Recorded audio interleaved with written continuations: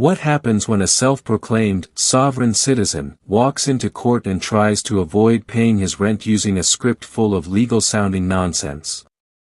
In today's unbelievable courtroom moment, Mr. Raleigh attempts to outsmart the system, but things don't go the way he planned. Right from the start, he confidently declares that he is not a 14th Amendment corporate citizen, not a slave, and not subject to the court's authority. Instead, he calls himself allodial, liberated, and even identifies as a Moorish American. It sounds dramatic, but as he begins reading from his pre-written script, the cracks start to show. He struggles to pronounce his own words, stumbles over complicated phrases, and throws out random historical dates and registration numbers that leave everyone confused. He references events from the 1800s, mentions something called the Clock of Destiny, and waves around terms like nationality card. But none of it actually addresses the simple issue in front of him: unpaid rent totaling $2,884.66. Meanwhile, the judge stays completely calm. No arguing. No interrupting. Just patiently allowing Mr. Raleigh to finish his speech. It almost feels like the judge knows exactly how this is going to end. And then reality hits. After all the declarations and dramatic statements, the court lays out a straightforward payment plan. Mr. Raleigh must pay $742 on the 5th of every month. $542 for regular rent and $200 toward the outstanding balance. If he fails to pay, a judgment and eviction order can be filed immediately without another hearing. The biggest surprise? He accepts it. No more speeches. No more sovereign claims. Just a quiet agreement. For someone who walked in claiming the court had no authority over him, walking out with a court-ordered payment plan says it all. Sometimes, no matter how complicated the script sounds, reality is simple. Rent still has to be paid. Pedigree: I am competent, I am allodial, and I'm liberated. I am. All rights reserved and retained without prejudice or recourse. Certificate registration number AA 77869, March 25th, 1848 AD, corresponding to the Moorish calendar 1368. Copyright owner C.M. Bays. Clock of Destiny, March 25th, 48 AD, MC 1368. Certificate registration number AA 209316, March 31st, 1952 AD, MC 1327.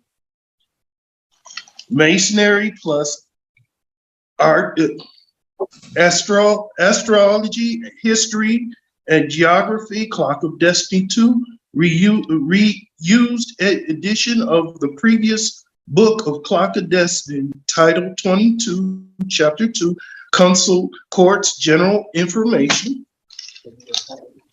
And certificate registration number AA 222141, September 8th, 1952, AD, MC 1372, Clock of Destiny, Moorish American, all Moroccan nationality card or identification with Zodiac Constitution, and certificate AA 222141 is the focus of the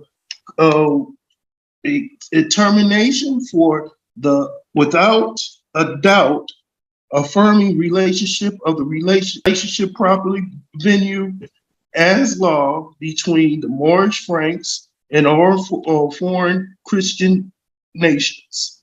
Title 8, United States Code 1324, federally protected Moors. What did they say about the Christian nations? What you just said about, does this only apply to the Christian nations? It says other foreign Christian nations. Other foreign Christian nation. What is a Christian nation? Christian nation. Well, that I would not know because I am a Moorish American. I'm more into being related to Moorish American ideology. I was just trying to figure out, I was just listening. I was listening in. All right. Okay. Well, I have you checked in, Mr. Riley. Okay. And Ms. Haddad, are you requesting legal counsel? No. On case number 2334559, this is Harriet Tubman Apartments versus Brian Riley and all occupants. Good afternoon, Your Honor. For the record, Rania Haddad, P84927 on behalf of the plaintiff. And Mr. Riley, can you please just state your name? Let's see, I want to prompt you to. A minute. Okay. For the record, my name is Brian D. Raleigh. Hello? All right. Yes, yes, sir. Thank you.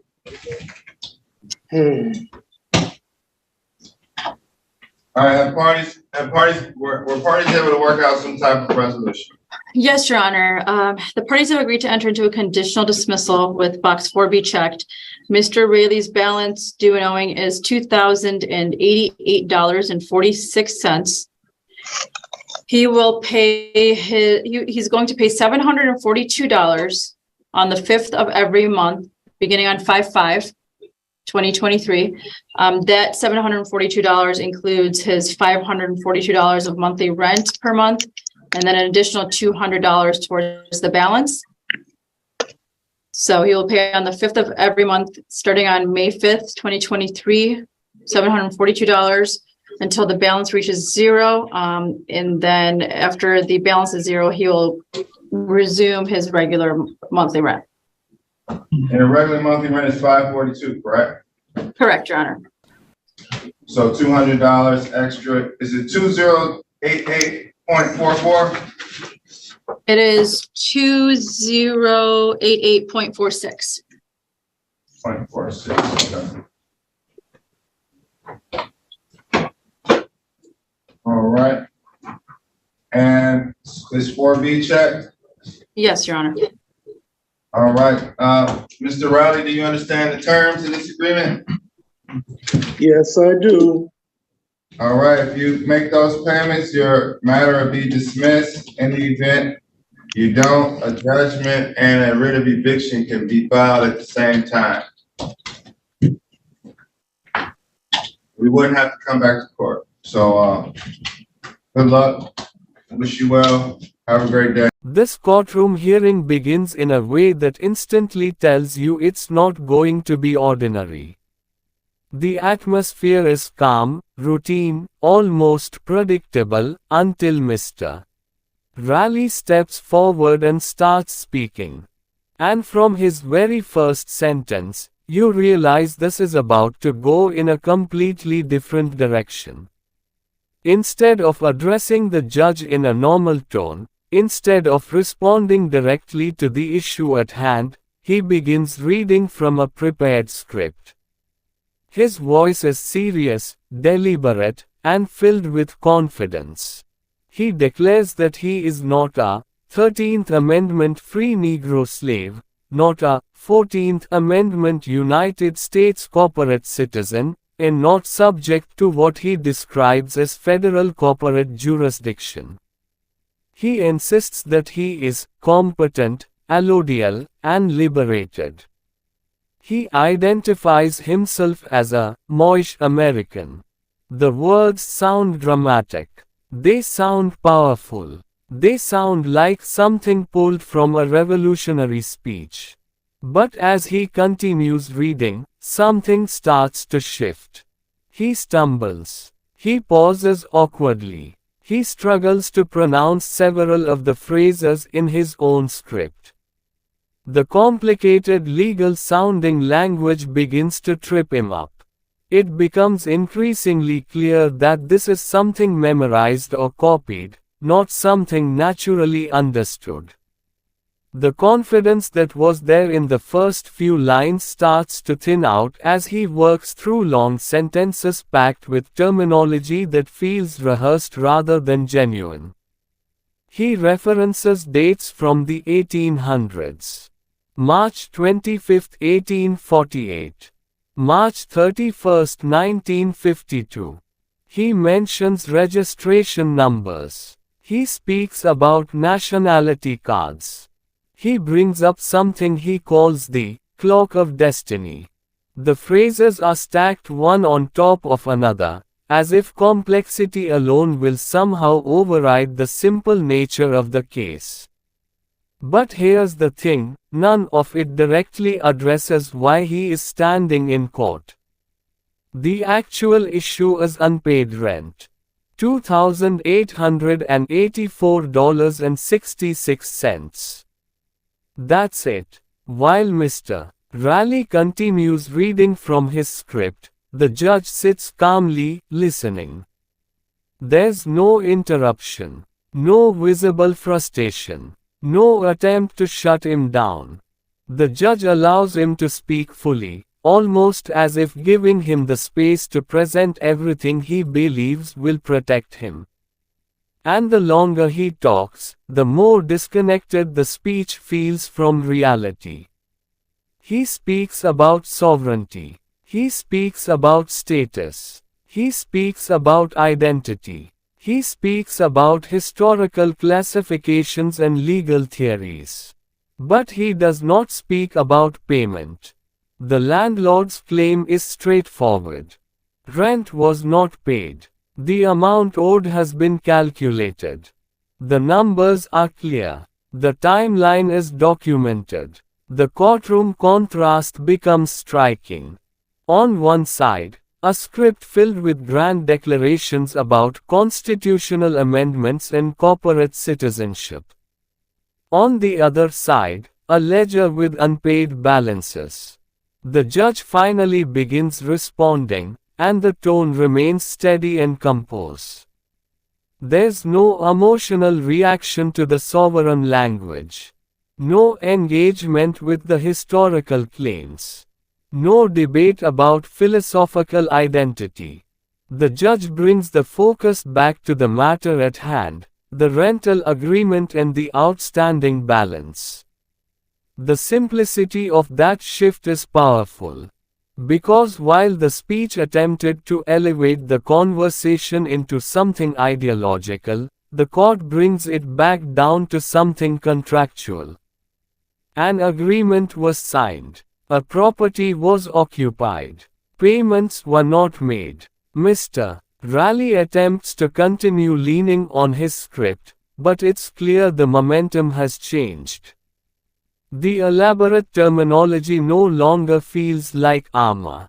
It feels like distraction. The judge outlines the numbers clearly.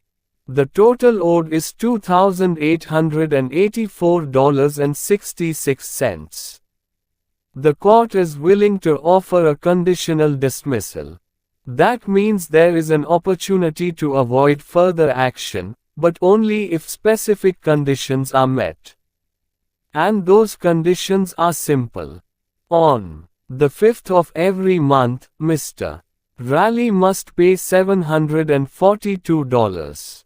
That includes his regular rent of $542 plus an additional $200 toward the outstanding balance. This continues until the debt is cleared. No references to 1848. No clock of destiny. Just a date and a dollar amount. The judge makes something else very clear. If the payments are not made as agreed, A judgment and writ of eviction can be filed simultaneously. No additional court appearance will be required. No further debate. No extended argument. The enforcement would move forward automatically. It's a moment where theory meets consequence. Up until now, the energy of the hearing felt like a performance, a reading of prepared lines meant to challenge authority. But now the tone shifts into something practical, concrete, immediate. The most surprising part of the entire exchange happens next. There's no dramatic pushback, no renewed declaration of sovereignty, no insistence that the court lacks jurisdiction. When asked if he understands and agrees to the payment terms, Mr. Raleigh accepts. The same man who began by declaring himself outside the authority of the system now agrees to a court-ordered payment plan within that very system. The contrast is impossible to ignore. Throughout the hearing, the judge never needed to argue ideology with ideology. There was no attempt to win a philosophical debate. Instead, the strategy was patience. Allow the speech, let the script unfold, and then calmly return to the facts. It highlights something important about these types of cases. The sovereign citizen script often relies on complexity, on overwhelming the room with terminology, history, and layered legal references. The hope seems to be that by sounding official enough, the argument might gain weight. But in a courtroom, weight comes from relevance.